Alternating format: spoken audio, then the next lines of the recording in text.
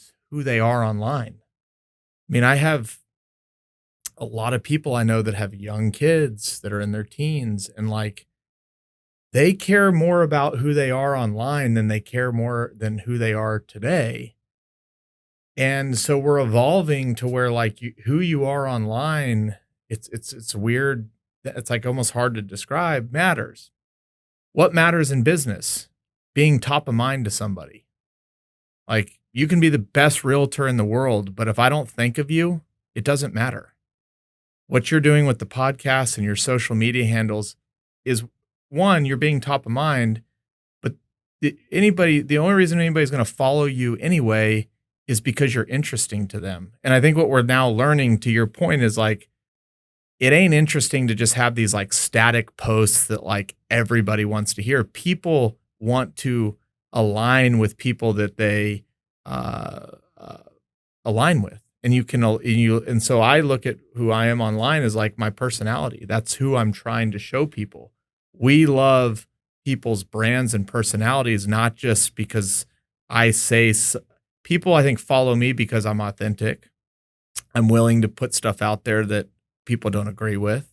But if we call them fortune cookie people, but if I'm just somebody posting all these quotes that like nobody's going to disagree with, and it's very easy to like it, it's like, okay, that's one thing. But if you go look at the people on social media that are winning, they're winning because they're being authentic and they're being their true selves.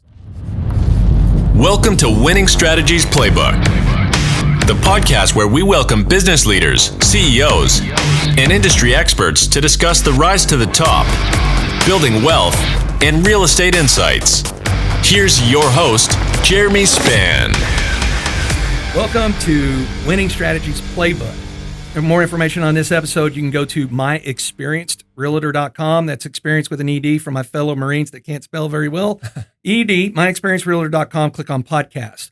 You can go and download all of these episodes. It'll have the links to Spotify, Amazon, iTunes, YouTube, and you can click on the read more for guests like today, the one and only Chris Powers, my fellow TCU Frog. How are you doing, my friend? I am doing great, and I'm excited to be here today. Thank you for having me, Jeremy. I got to tell you, when I knew that I was going to actually get a podcast started, and it was 2 years in the making. Yeah. And then when I had to start building out my guest list, you were one of the first people that came to my mind. I was like, man, I got to get on here. And I'm going to try to totally weird out Chris and say I've had a man crush on this guy since we were actually at TCU at the same time, doing our undergrads. Of course, we didn't know each other back then or anything, but watching your evolution is just nothing short of impressive. I appreciate it. Yeah, and we'll jump into more dialogue because I got to always start these off with a little cheesy dad joke. Let's do it. Right, that my father-in-law says I got to do jokes. And so I try to do the worst jokes I can possibly do. That way, every time he's listening to this, it drives him. Why are chefs always trying to win? I don't know. Why are they? The Hunger Games. The jokes are horrible, and that is totally intentional. That's it, man. I love it. So for the audience, give us a quick little snippet of, you're on podcasts, many of podcasts, you have your own podcasts that I listen to religiously. Yeah. And so finding out more about Chris's journey, there's other podcasts that I will actually link to here, that way the audience can see that. But Chris, give us kind of a quick synopsis of where you came from. You grew up, dad was a lawyer, and then El Paso, right? Yeah. And then take us from there. Okay. Well, one, thank you again for having me. I'm pumped. It's great to be on this side of the mic. So I grew up in El Paso, Texas. My father was a lawyer. When I was 7, after 13 years, he came to my mom and said, after 13 years and a partner's lawyer, I want to be a doctor. So imagine being 37 years old and deciding you want to go be a doctor. And so we left and we moved to Lubbock, and we went to medical school, and then we moved back to El Paso and did his residency there.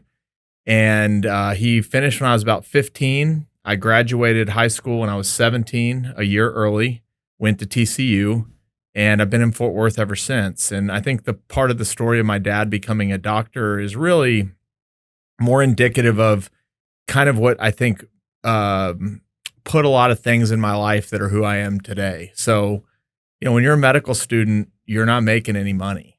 You're taking on student loan debt. You're making literally $0. And then you go to residency and you make not zero, but pretty close to zero after that.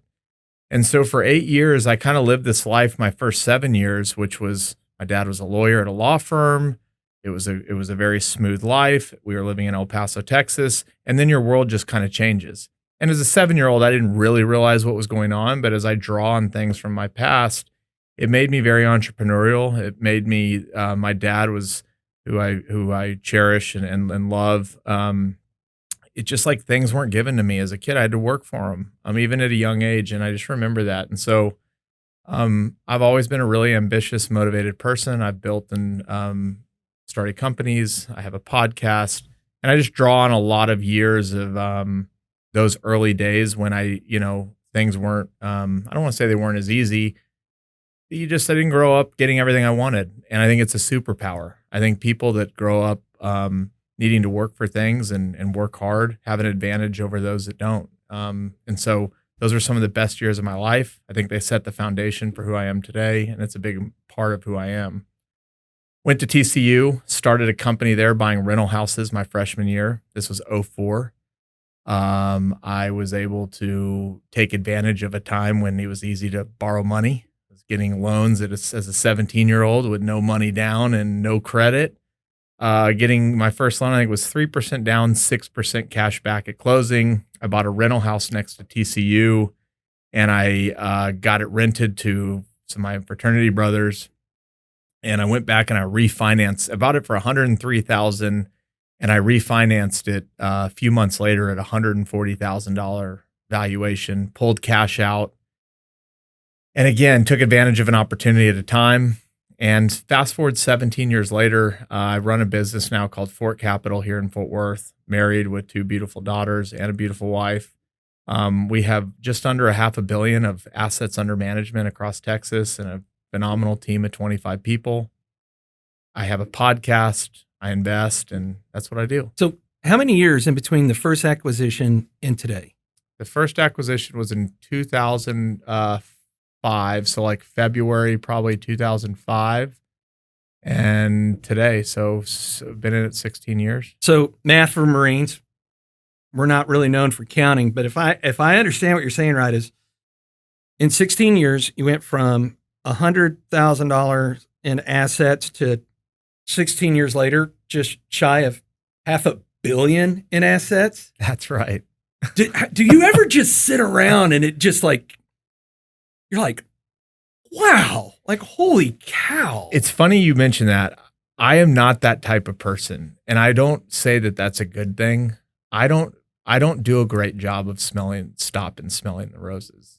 I wake up every day and feel like I have something to prove. And I wake up every day feeling, I don't know if the word's poor, but I wake up every day poor and I try and go to bed every day rich. Now that doesn't mean just money. That's just like fulfilling myself throughout the day.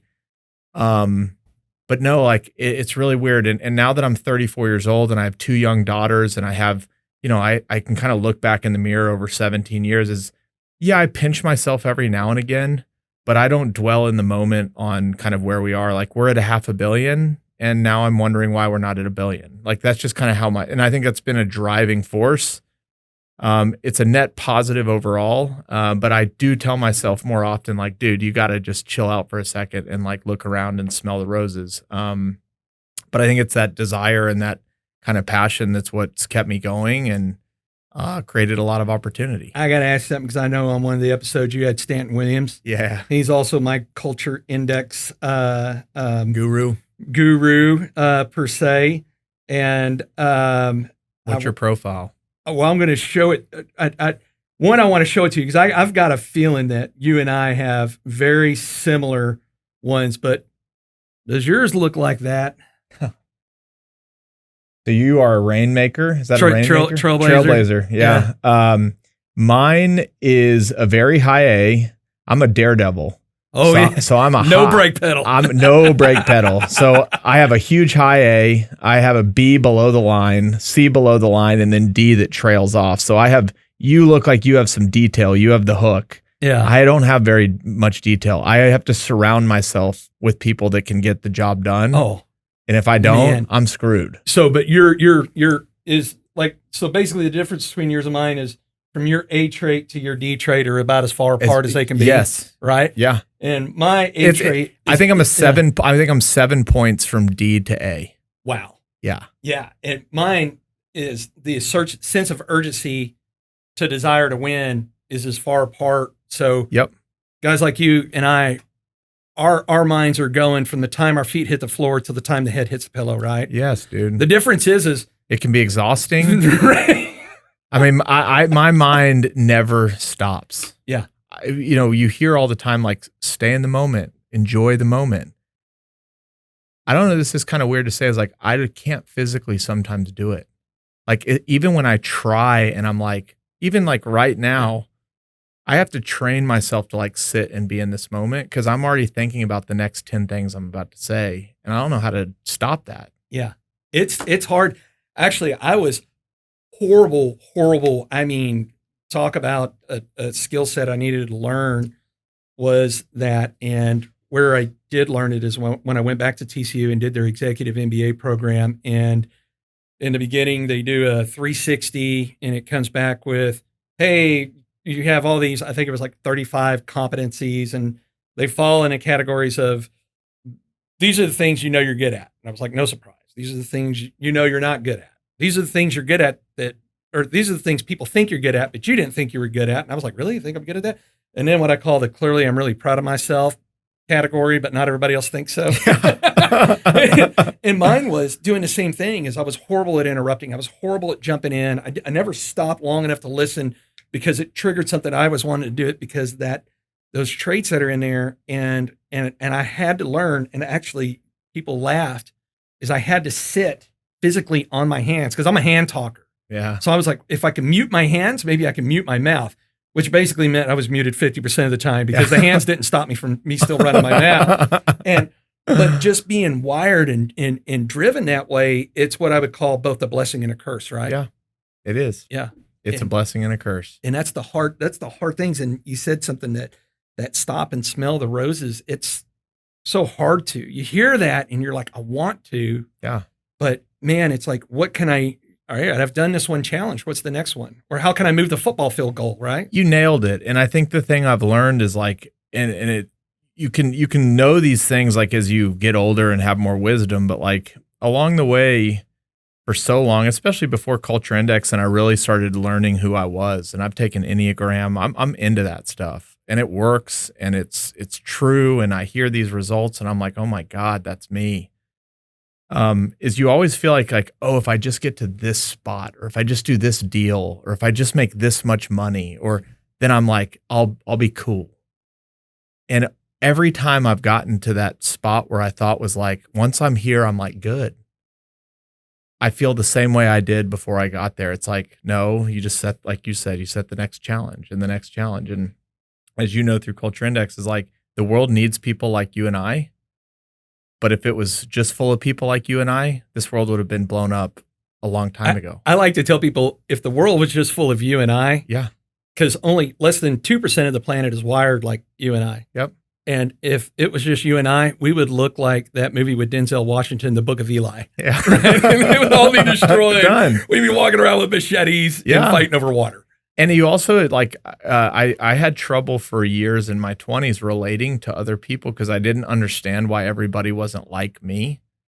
I didn't understand why not everybody was as ambitious or motivated or wanted to take over the world, or it seemed awkward to me. And then you go through something like Culture Index and really you just mature and you realize like most people don't want that, and they're not wrong for not wanting that. And I'm not right for wanting what I want.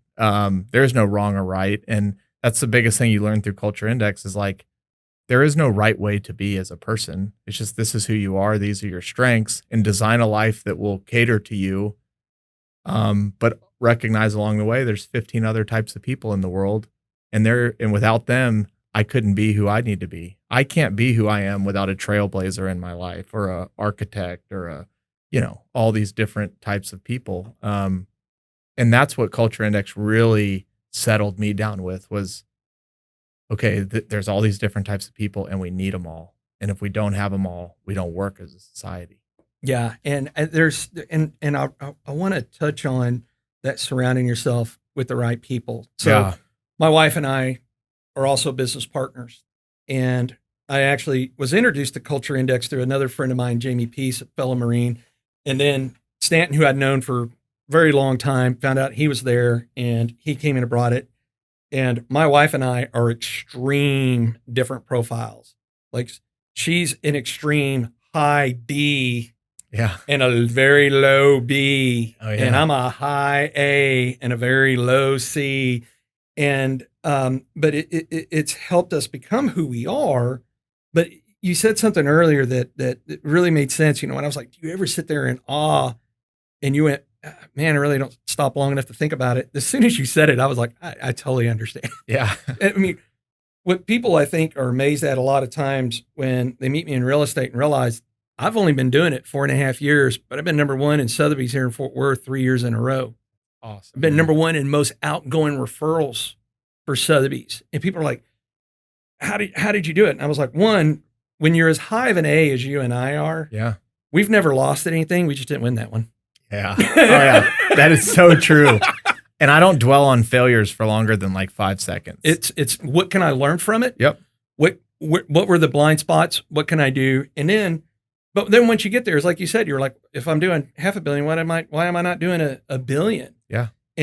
But like you said, with these surrounding of these other profiles is there's no way I would be in the top 1% of producers here in Fort Worth if it wasn't for my team who have to have high Ds because while mine hooks, that basically means I'm like a plane landing on an aircraft carrier. I actually have a hook that'll stop the plane. I'm not going to stop myself. You're just going to go off the end of the aircraft carrier. Go off. You're going off the other side. I'm done. Right. And I have to surround myself with high D people because I'll stop long enough to maybe listen. But if I didn't have them, there's no way we would have hit that number one. You nailed it. Right. I mean, and that's the interesting part about hiring early on before Culture Index and really just before I understood people and hiring. Again, I've never worked for anybody. So nobody ever taught me how to hire or train or leadership. You naturally seek out people that are similar to you.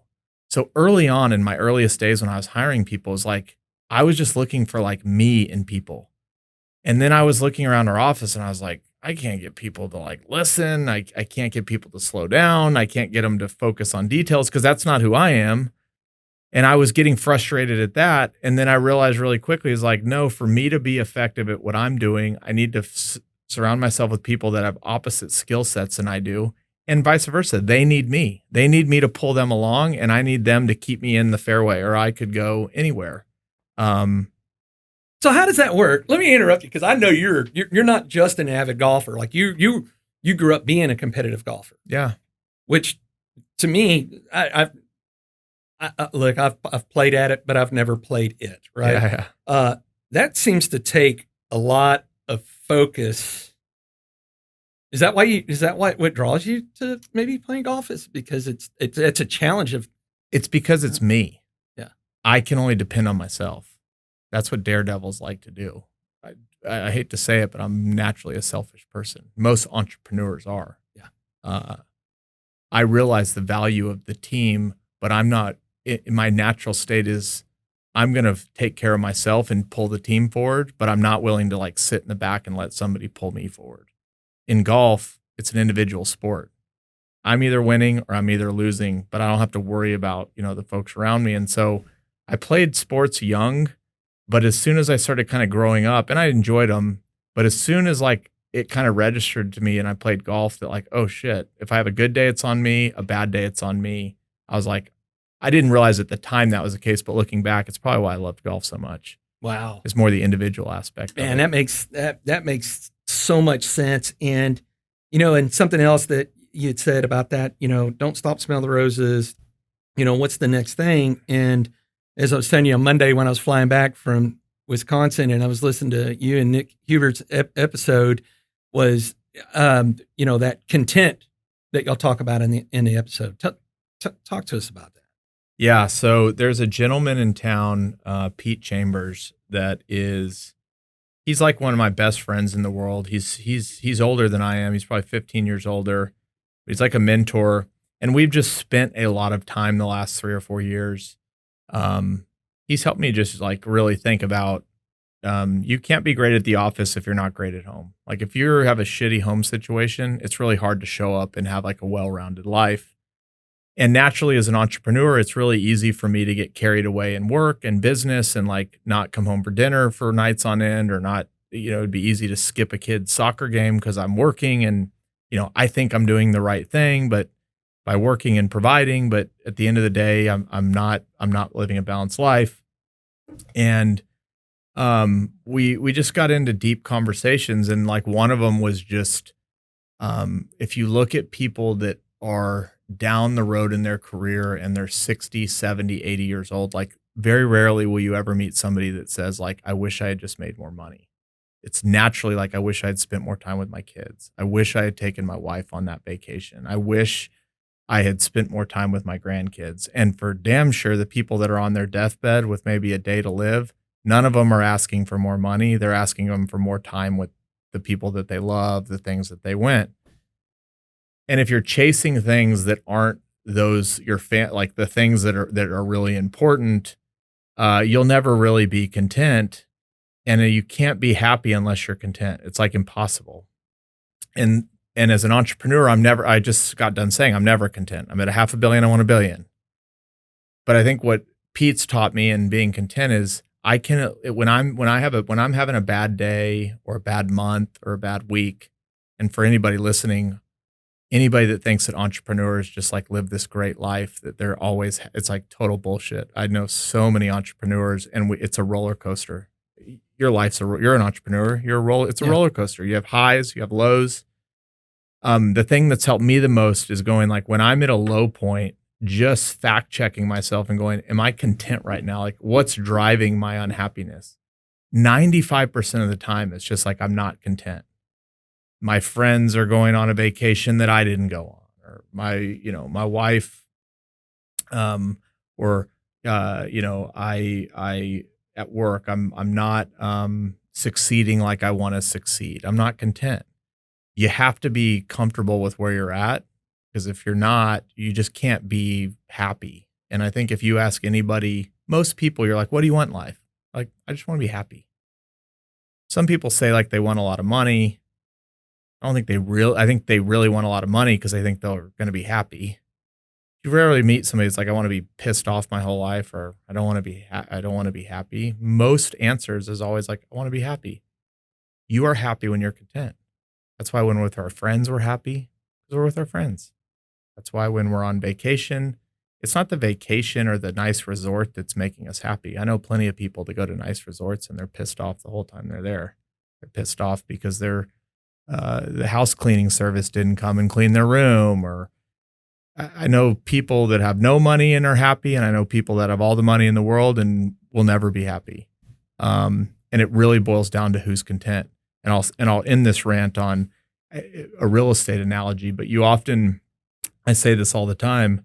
If you go on a job site, the happiest people on the job site are always like the roofer that's like sitting underneath the tree at lunch, like playing music, eating, their sack lunch that they bring, and they're always having like a great time.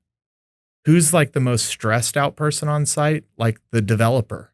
Oh, this window's not right, or like this brick color's not right, or like if we're over budget or we're delayed or blah, blah, blah. They're just not content. And you might say, but the developer's the one making the most money of everybody on site. Is like, well, yeah, but that's not why he's happy. Yeah. So that's a long way of saying, I think a lot about in my life, when things aren't going right, am I content with what's going on? And most of the time the answer is no. And that's why I'm not happy. Yeah. So it's a way to just like diagnose yourself. It's not, I will never be fully content. I don't think humans are built, but when you realize you're not, that's a way to go. That's why I'm not happy. Let's reprioritize in the moment. Yeah. Or as I like to joke around, if you ever want to know why a entrepreneur is successful, they probably carry 70% or more of the traits in the description of being bipolar. Yeah. Right. Dude, I am bipolar. Oh man, your highs, your lows, and you're always like, you and I like chaos. Yeah. We live in the chaos. And what I try to explain to people is they're like, why do you create chaos around you? If I have to be cognizant of that. It's like, hey, don't go create chaos. Is because when chaos happens, you and I, where most people, anxiety jumps in. Anxiety jumps in when there's no chaos for guys like you. Yeah. But when there's chaos, our heart rate actually goes down. Yeah. Like people would laugh. They would be like, so what would you do when people were shooting at you? And I'd be like, I don't know, I'd breathe and then shoot at them back. Yeah. And they were like, how could you stay calm? And I was like, man, you got to understand how I'm wired is the more chaotic a situation is, the lower my heart rate actually gets. Yeah. But if I'm not living in chaos and I'm given the opportunity, I'm going to create it around me. So I have to carry people that also, I don't necessarily call them babysitters, but help keep me in check. Like, hey, sure. You're going over and be like, yeah, because I don't want to do that to people. I don't. And that takes me to when you're talking about content. So I've had an executive coach a couple times, and I just finished up a 2-year round with my last one this last December. And in the beginning, when he and I first met in 2019, yeah, 2019, 2020, yep, 2019 is one of our very first sessions. Is he said, the definition of wealth is having 100% control of your time. And when that soaked in, I was like, whoa. That also, depending on what you want in life and where you are in life, might come with a financial number that gives you the advantages to be able to have some things that offset that for you to have that control. So and he also said the other side of that coin is there's not a shortage of people on this planet that will utilize your time for their benefit. Yeah. Well, when you say controlling time, I think taking it even a level deeper is you can have all the money in the world and you can have a private plane and you can have, there's nothing you can't buy to get an obstacle out of your way. But I think even further and deeper, what he means is, but if you spend 2 hours of your day pissed off about why the engine in your private plane broke, then you aren't in control of your time. Your private plane is controlling your time and you don't know it.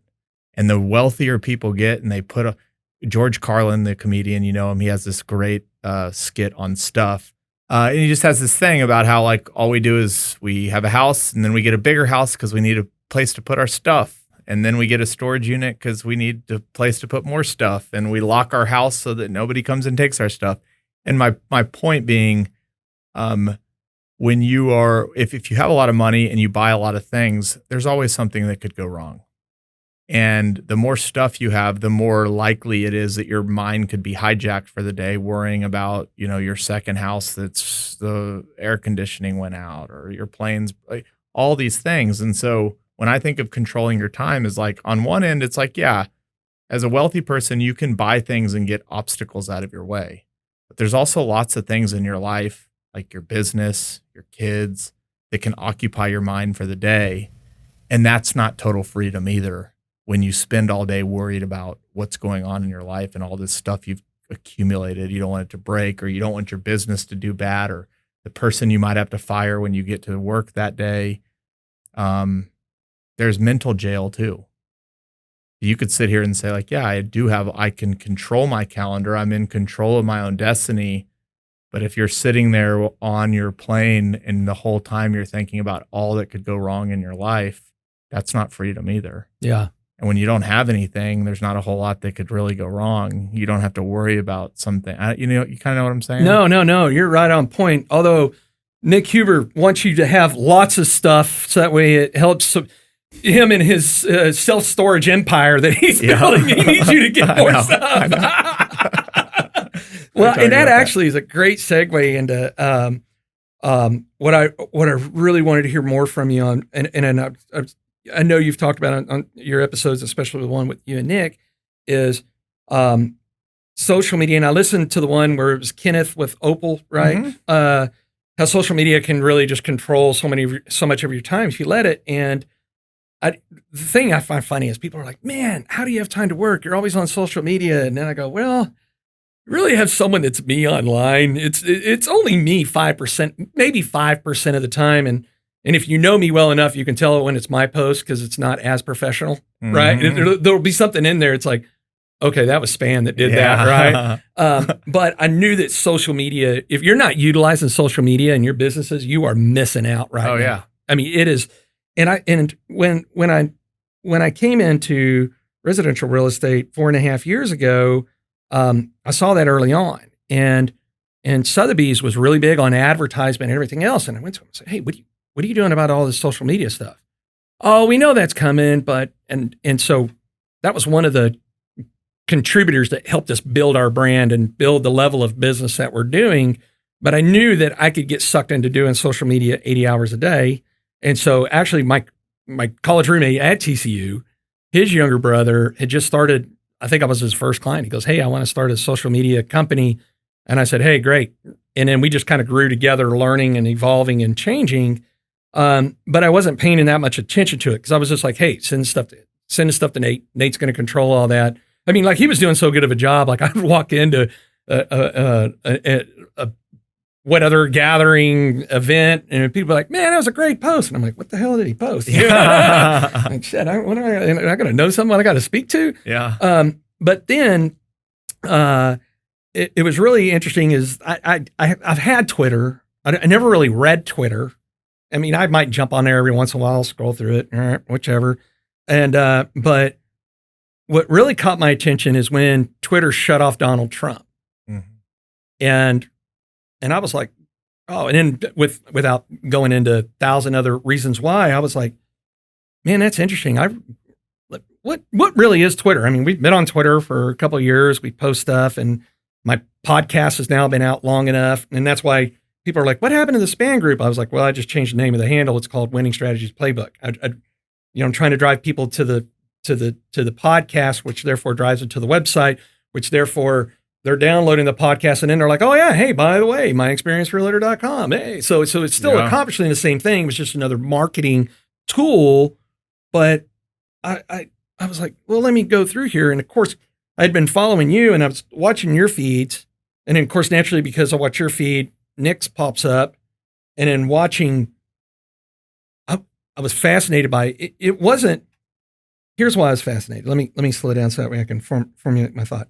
I was fascinated by what you and Nick were doing on Twitter, because another reason I didn't want to be my own controller of social media is I felt that it was very one directional. It's really just people saying, here's my opinion, and if you don't like it, I'm going to unfollow you, block you, whatever else. And I was like, I really don't want to engage in that because I'm a big believer in dialogue. Yeah. Dialogue, communication is everything in the world. That's why, like, when you were asking me earlier on, you're like, hey, why do you have all these Chinese symbols in your LinkedIn profile or whichever? And I was like, well, I used to live in China. Mandarin was the second foreign language I learned. I learned 3 foreign languages because I wanted to be able to communicate with people. Right. I got Culture Index because I wanted to know how I communicate with someone and create dialogue. But it wasn't until, just in the last few months here that when I saw you and Nick and what y'all were doing, I was like, they're not just having one-way conversations. They have dialogue. And then I became fascinated because I know how busy you are. So for the audiences, Chris and I don't know each other very well. Met a handful of times, more in passing. I think the first time I really physically met you was maybe 4 years ago, maybe a little bit longer, but I knew who you were. I've been a fan. I followed, what you've done in your success, but I also knew that you didn't get to where you're at by having a whole lot of time on your hands. Right. So instantly, because I'm always trying to solve this time equation, I became fascinated. And then after then, I was like, okay, I'm going to start listening to Chris's podcast and how it's very much a part of your business plan and what you're doing. So talk to us about Twitter, that kind of, how does that make sense what I'm saying? Yeah. I get it. Yeah. Well, you kind of started by saying, social media, I think social media has been around for 17 years. Facebook came out in like 2004-ish. We'll call that when MySpace was out before. We'll kind of use the Facebook analogy. And I think we've gone through like all these phases. Like the first 5 years was like, oh, I get to see my old long lost cousin that I haven't seen in forever, and like we get to connect. And then we went through this phase where it's like, oh, we can put businesses on social media, and like you can represent your business. And then you started seeing the generation of like, especially the younger generation, like their identity is who they are online. I mean, I have a lot of people I know that have young kids that are in their teens, and like they care more about who they are online than they care more than who they are today. And so we're evolving to where like who you are online, it's weird. It's like almost hard to describe matters. What matters in business? Being top of mind to somebody. Like you can be the best realtor in the world, but if I don't think of you, it doesn't matter. What you're doing with the podcast and your social media handles is, one, you're being top of mind, but the only reason anybody's going to follow you anyway is because you're interesting to them. And I think what we're now learning, to your point, is like, it ain't interesting to just have these like static posts that like everybody wants to hear. People want to align with people that they align with. And so I look at who I am online as like my personality. That's who I'm trying to show people.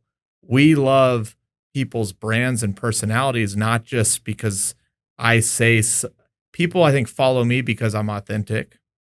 I'm willing to put stuff out there that people don't agree with. But we call them fortune cookie people. But if I'm just somebody posting all these quotes that like nobody's going to disagree with, and it's very easy to like it, it's like, okay, that's one thing. But if you go look at the people on social media that are winning, they're winning because they're being authentic and they're being their true selves online.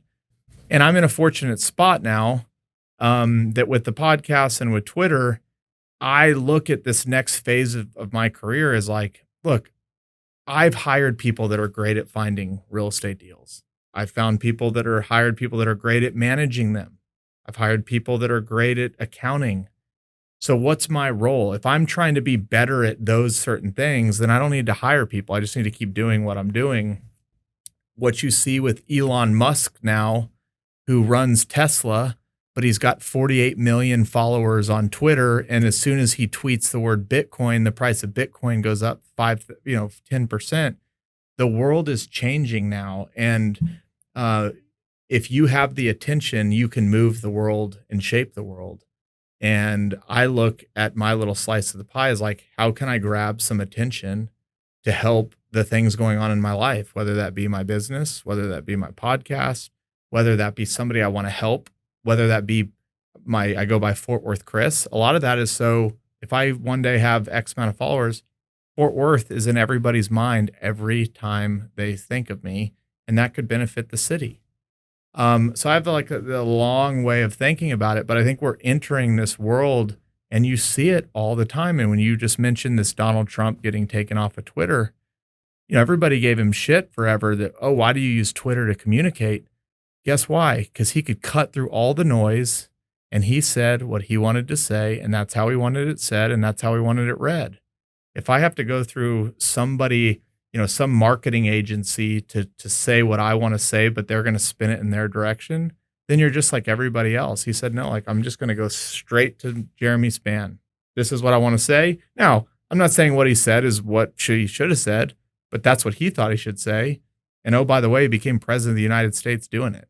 Yeah. That's pretty fucking powerful. Excuse my French. No, but hey, man, you're talking to a Marine, so you can say fuck all you want. We're in the room. We're in the room. But you see, I mean, it's not even him. You see, though, a lot of politicians are all on Twitter. A lot of celebrities are on Twitter. And oh, by the way, all these people that didn't become celebrities the traditional route by going to Hollywood and getting an agent and being like kind of told like you're the next guy, the next Tom Cruise will become Tom Cruise on their own, not because they went through some agency that built them up and promoted them. And owns their brand, it's because they're just going to be who they're going to be. And if you go now look at, I think the number one job that people under 18 want right now, they want to be a YouTube creator. And it's easy for you and I we're older in life to go like, what the hell do they want to be a YouTube creator for? Guess what? There's people on YouTube making $50 million a year.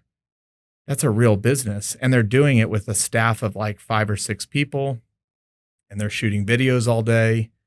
There's a kid out of Houston that does kids videos, and the kid's he's 8 years old. His parents kind of built the brand, but he just reviews toys all day and he does things like that. And the kid makes $12 million a year making YouTube videos. The world is changing like right before us. And you can either choose to continue being the person that's like, I'm not going to be on social media, or you can lean into it. And I've leaned into it. I think the work, I peel off 2 or 3 hours a day to be online on social. And I would tell you the ROI on that time is unbelievable. But it wasn't 2 years ago that I was like you. I was like, I don't know if I should be on Twitter during work. And now 2 years later, I'm like, Twitter is work. Yeah. So funny. I'm here with you today because of a lot of what I've done on Twitter. Yeah. As a matter of fact, I had written that down on the notice. What I was getting ready to say is, I reached out to you on Twitter. Mm-hmm. Matter of fact, I tagged you in, said, how about, Phil Frog, come on my podcast. And it was another reason I was fascinated. Your response was so instant. I was like, how is this guy able to do this? And you said, send me a direct message, sent you a direct message. You're like, hey, email me and Shanna. We'll get everything set up right through there. And because it's me. Yeah. It is actually you. That's what it's not me having somebody. Nobody has access to my Twitter account except for me. So That's when you're like, damn, that's a lot of stuff. He must have somebody. No, he doesn't. But I'll take one more thing on Twitter and why this isn't a rant on why you should be on Twitter, but you should, I think, or you should be on some type of social if you're trying to move your life forward. It's just table stakes now. It just is. And people like can remember like Warren Buffett lives in Omaha, Nebraska, greatest investor of all time. But he's been a storyteller. He's the OG of storytelling. He hosts an annual conference. It's like the Woodstock for finance that millions of people view in on. He writes an annual letter, which is like he's been writing since the 60s, which is the most widely reviewed letter in finance that people can't wait. So some people will be like, Warren doesn't use social media. Well, he might not be on Twitter, but he's told his story better than anybody on the planet. This guy in Omaha, and everybody in the world knows about him, and he doesn't even use an iPhone. Now, the younger generations are using their iPhone to tell their stories. But at the end of the day, the people winning the game right now are telling the best stories. And that's purely end and simple. Like we want to follow somebody's story more than we want to follow some auto-generated post from some machine that says like Chris is in real estate. Humans really understand what's authentic and genuine, and they enjoy it. I think we're living in a world now where the mainstream media is telling you not to be authentic and genuine. It's telling you to believe one thing or you're bad. Follow the rules or we'll cancel you. Do this or else. It's like refreshing to be honest. It's refreshing to have disagreement. And while it's not being told every day, I think it's what's truly valued. What we want in life is truth. And you can do that through Twitter and you can do that through social media. So, and I would say one more thing is, in October this year, it's called Reconvene. I'm going to go meet 500 friends that I've met online. My buddy is hosting a conference, and this has all come about from 500 people in the real estate community that met each other on Twitter. I've never met 99% of these people in person, even though I talk to them every day on Twitter. We text message and email. We help each other out.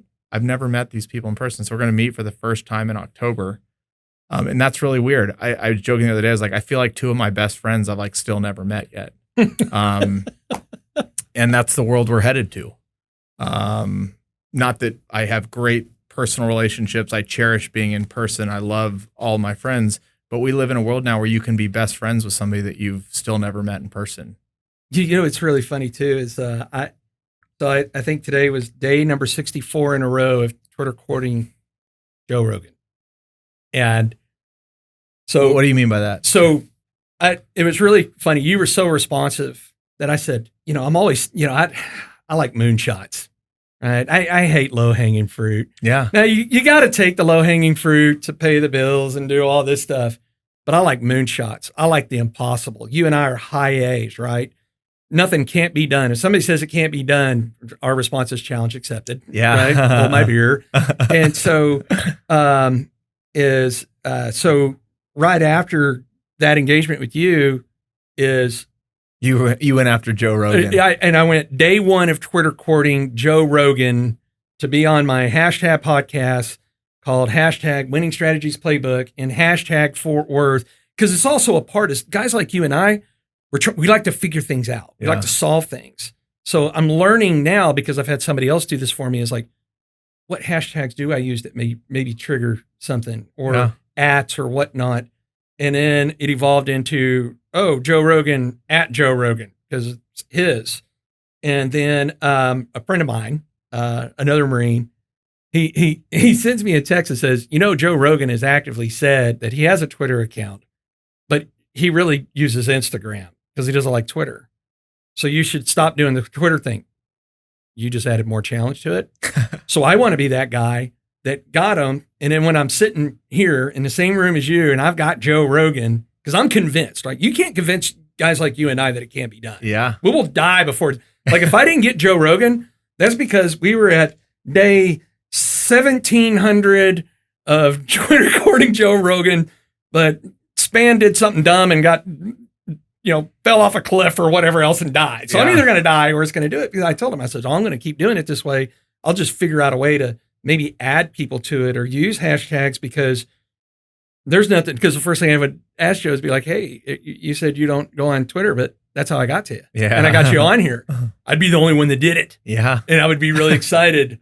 And now people listen to this, maybe there's 50,000 people trying to do the same thing, right? And I'd be like, hey, we're going to do the same thing. But I started using then it was like at Joe Rogan fan headquarters. Yeah. And last week, the headquarters of this fan club retweeted my tweet. And I was like, well, all right. By an inch or by a mile, winning's winning. Yeah. And I'm one step closer to, getting there. That's because awesome. I'm convinced. Now, maybe it is, I might have to augment it some way, somehow, but to me, it's just a challenge. And somebody goes, well, what if he never comes on your podcast or you stop doing your podcast? I'm like, I don't think that way. Yeah. I'm not programmed that way. I don't process things that way, but I know that my views on what Twitter is and doing it too is watching, your storytelling, Nick's storytelling, other people that are in there to go, I really think that I need to make this more part of what I'm doing, because I do want people. I mean, people go, well, you have podcasts that get to know you. And I was like, well, they get snippets, because more than 80% of the conversation and content is coming from the guest. Right.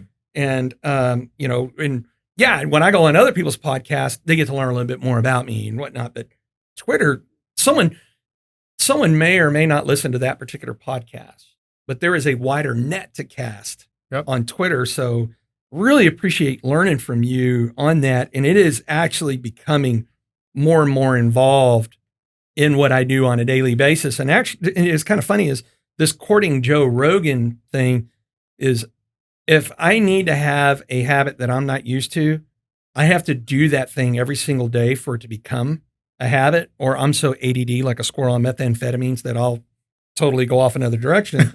So it's also part of me going, hey, have I been on Twitter today? Because if I go make that Joe Rogan day 64 of Twitter courting Joe Rogan, I'm naturally going to go, well, what Chris put out today? Yeah. And then, or what's Nick putting out today? Or what are they going back and forth on? Like he sent one out the other day. It was like, do you think that agents are disconnected with the market and appraisers disconnected with the market?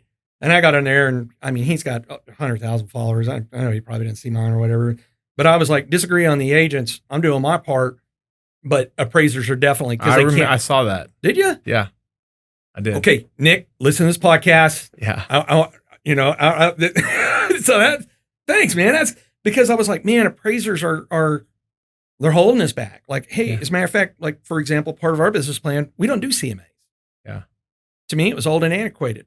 Now what I do is we have created a spreadsheet that we can grab. It used to take me a half a day to do each spreadsheet. Now it takes me 10 minutes. And when I say I created the vision of it, and then my team created the actual process of making it, where now they can grab raw data.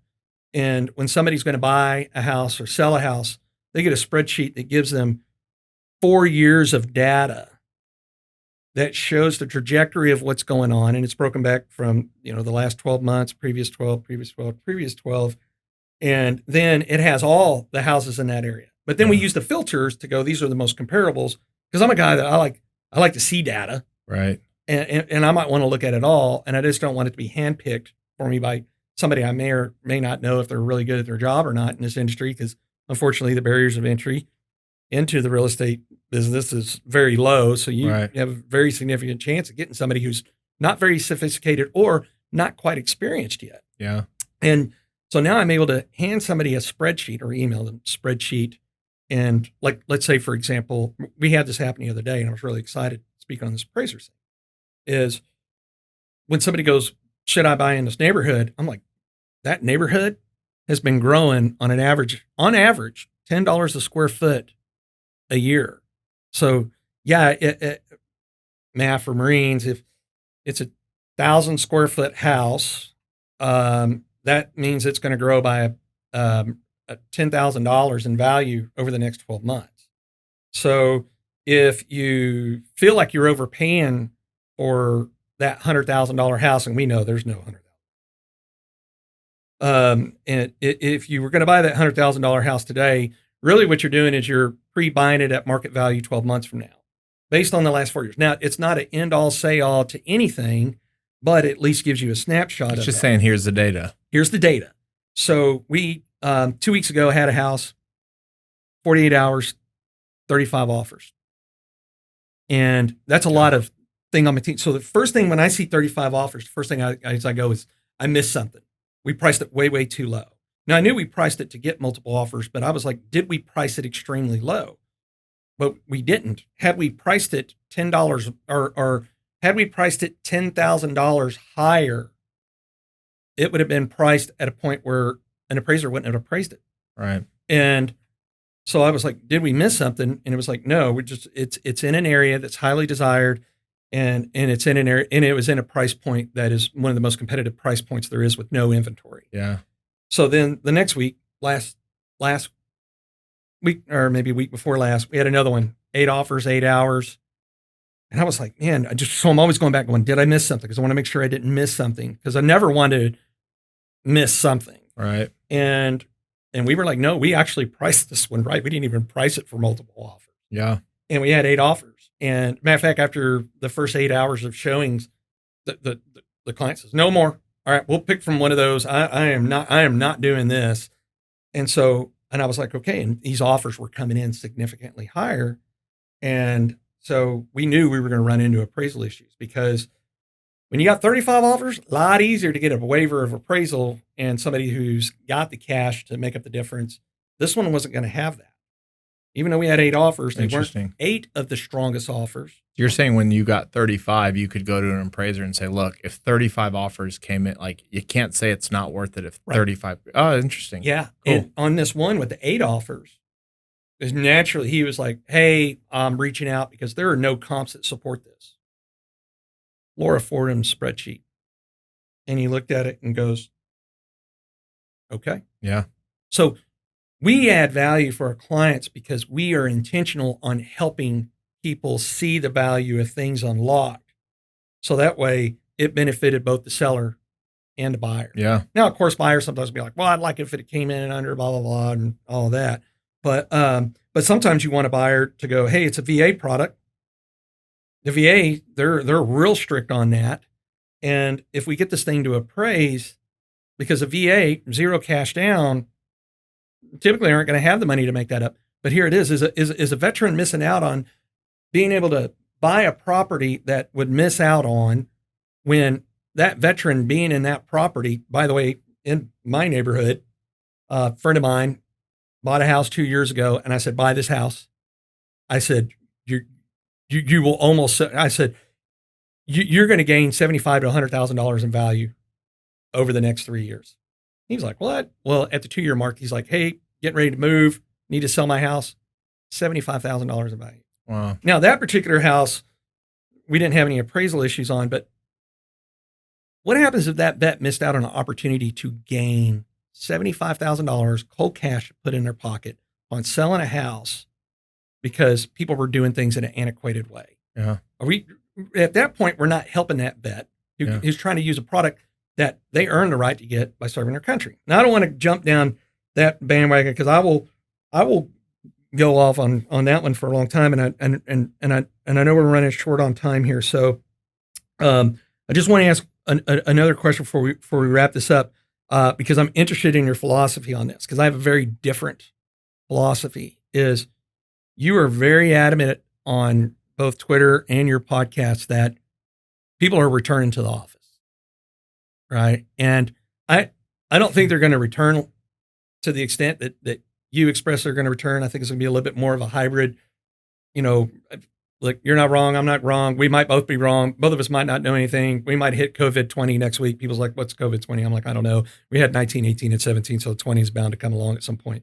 But what is it that is so behind your belief that we're returning to the office? And so just to be clear, my take on the office isn't coming from everybody should be in an office 5 days a week, all day, every day. It's more that the office is important, because I think for the first 6 months of COVID, or the first part of COVID, it was like, oh, we're all going to work from home forever. And like, nobody's ever going to walk into an office building again. And well, that's just not true. And I'll tell you, my thing is I've built teams. You and I have become better friends today because we are right here in this room together. I don't care what you say. We could Zoom every day for the rest of our lives, and we got closer today because we're in the same room together today. Imagine your first day out of college and your first day of work is in your bedroom on a Zoom, and you're trying to be mentored and learn about business, and you're on a team. What's a team? 6 people's on Zoom screen. That's the team. The Chicago Bulls aren't the Chicago Bulls when Michael Jordan because they're each training on their own and then they just show up for game time every day. They're a team because they're in the locker room together. They overhear things together. They hug each other, fist bump, like they get close. You can't do that through the internet. And there's something called FOMO. And so you think about the kid coming out of college that needs to be mentored. Most of what you've learned, imagine being a Marine or a vet and trying to learn how to do that without, that's why y'all think it's so special. It's the camaraderie. Well, we're social creatures and we have been for millions of years. And to think that one little pandemic is going to totally blow that up is insane. People are starving for social attention right now. And especially if you have families and you're trying to work from home with 2 kids that are running, like it's miserable.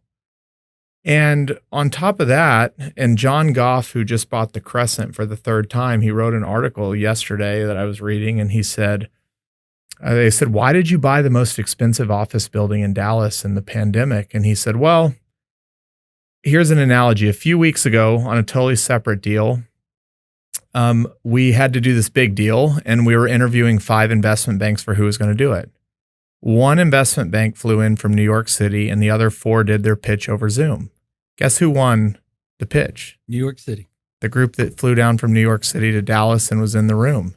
He said, business is a competitive sport and sports are played out in person. They're not played online. And he just said, this idea of what's called FOMO. So guess what the other 4 banks are probably sitting here saying right now? Fuck, we lost that deal because we weren't in person. So maybe the next round, maybe now 2 of them. So it might take a little bit, but FOMO is the most powerful thing in the world, fear of missing out. It is the most powerful thing in the world. It's why we buy a nicer car. It's why we buy a nicer house. It's why we need that new shirt.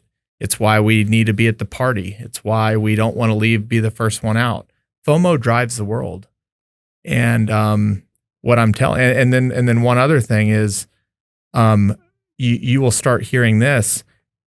Even the more talented person that's working from home, they get passed up on a promotion because the guy that's in the office is in the office every day. He's in the room.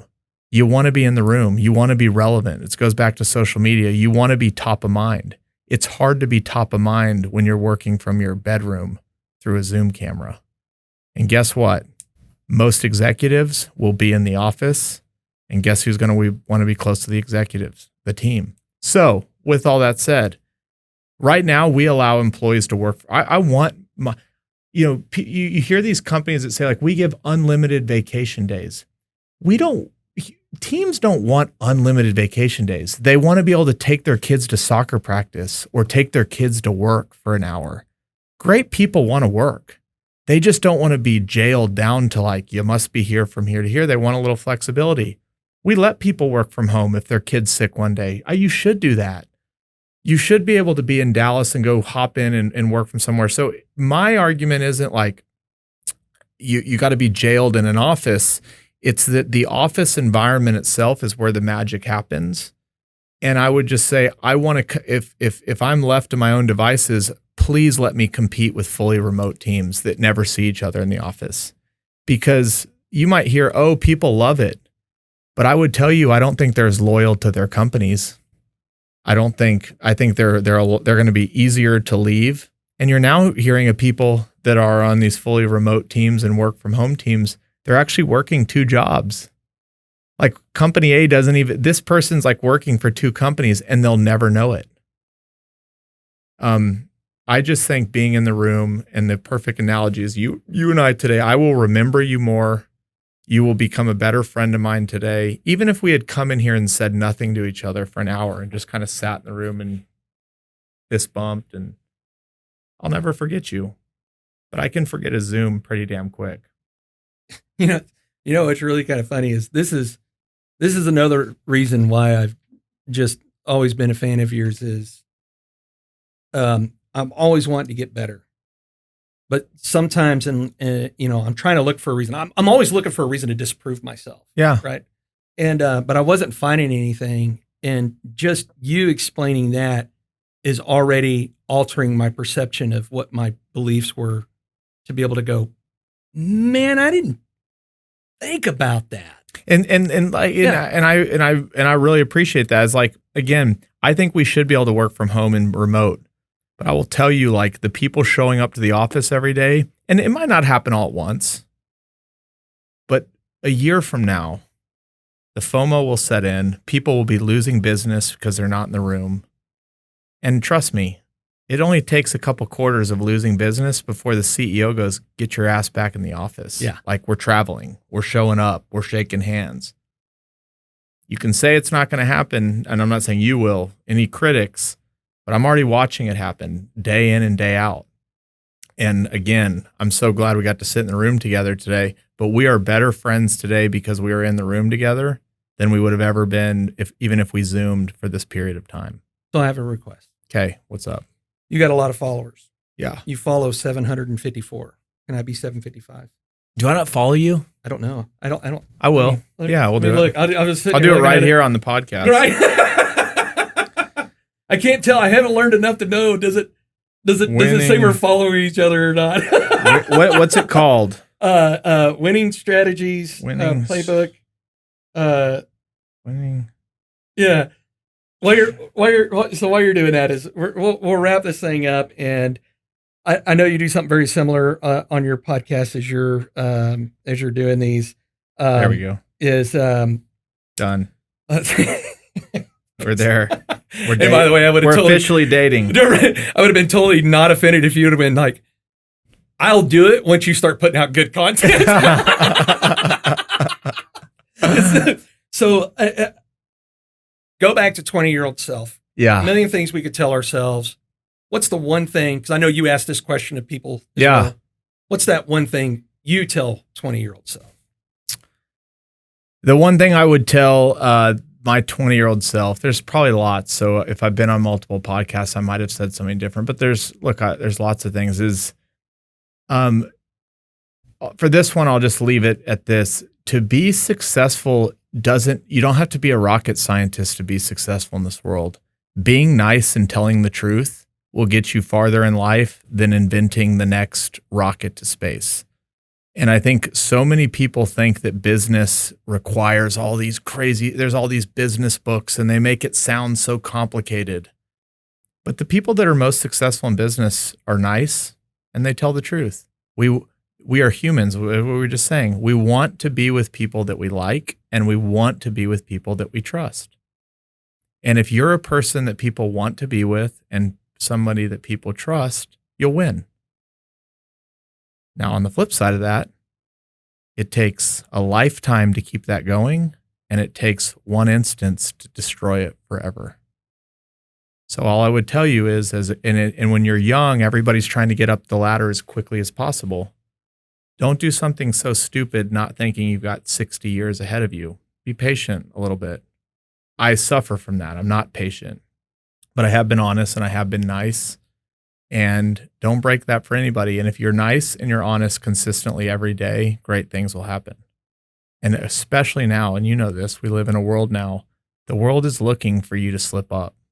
They want that story.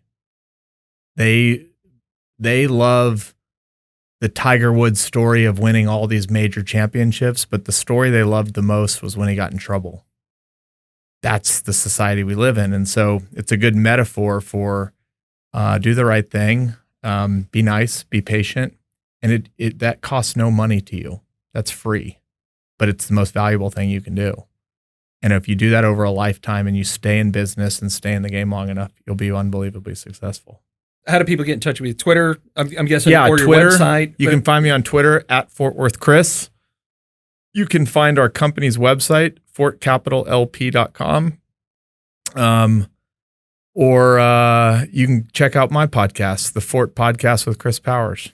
And for those of y'all that are driving right now and worried you couldn't write this down quick, as usual, go to myexperiencedrealtor.com. That's experience with an ED. Click on Chris Powers, read more. These links will be there so that way you can learn more about Chris. I'm also going to post another podcast that Michael Moore did. Chris talks more in depth of his background of what, kind of helped take him down the trail to be where he's at. Chris, thank you so much for your time today. Thank you, man. Appreciate you coming on, man. Enjoy it. Yeah. This is great. I love it. Sorry, man. I ran 5.